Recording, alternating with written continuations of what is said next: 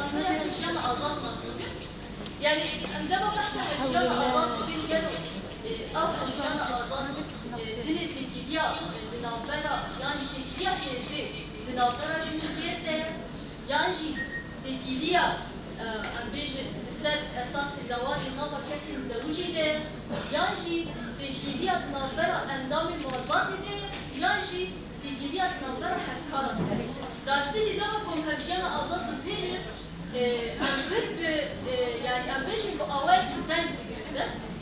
لذا بقوا أبراسي هجيان آزاد بيجي أوفر الحميد من رئيس كذي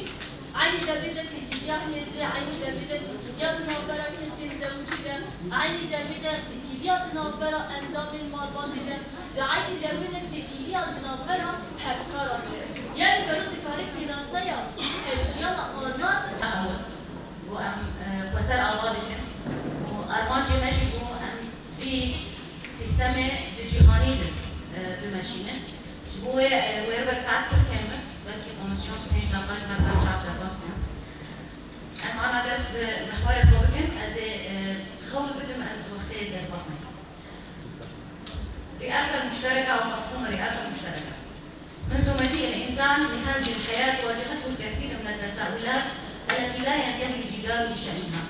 كيف نشأ الكون ومن خلقه وكيف استمرت الحياة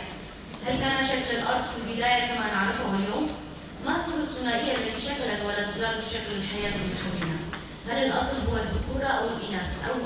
الأنثى؟ وغيرها الكثير من التساؤلات. في الواقع لم تستطيع الفلسفة والدين ولا حتى العلم الإجابة عن هذه الأسئلة أنا المسؤول الأكبر عن خدمات البلدية وهذا يعني أنني المسؤول عن حوالي 100 موظف.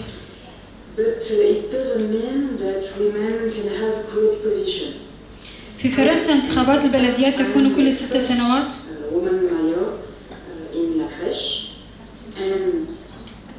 حيث يقوم الشعب بتقديم قائمة مؤلفة بالتساوي من النساء والرجال. وهي واجبة من عام 2000 وجلبت العديد من النساء في هذه المنطقة.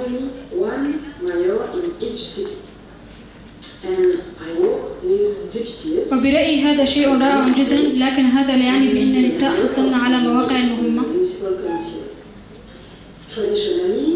في الحقيقة أنا أول امرأة كعمدة في لاكريش وفي مجلس مدينتي والذي يضم 19 مدينة.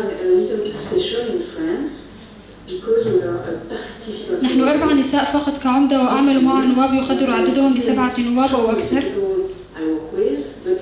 وأعضاء المجلس البلدي. حيث تم اعتماد نظام الرئاسة المشتركة في جميع البلديات فهذا ما منح المرأة لأن تكون في موقع صنع قرار أي أن تكون امرأة قيادية وقوية وبتفعيل مكاتب المرأة هذا فقد ساند الرئاسة المشتركة المرأة وبقوة وأيضا اهتمامها بتنظيم شؤون النساء في كافة المجالات سياسياً، عسكرياً، فكرياً، اجتماعياً واقتصادياً أيضاً فهن يحاولن بذل الجهود المطلوبة لترك بصمتهن في البلديات من خلال اقتراحهن لمشاريع تخص المرأة والطفل وتغيير العقلية السلطوية الذكورية التي كانت معتمدة لسنوات طويلة في المدن السورية عامة وفي مناطقنا بشكل خاص كون مناطقنا هي مناطق عشائرية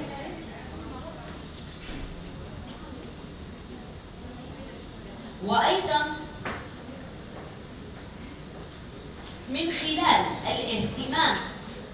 بالأمور البيئية وعدالة توزيع الموازنة المخصصة للمشاريع في الكومينات وغيرها إن كانت اقتصادية أو اجتماعية إلا أننا لم نصل لتوعية النساء في المناطق المحررة فهذا ما يجعلنا ننقد أنفسنا كرئاسة مشتركة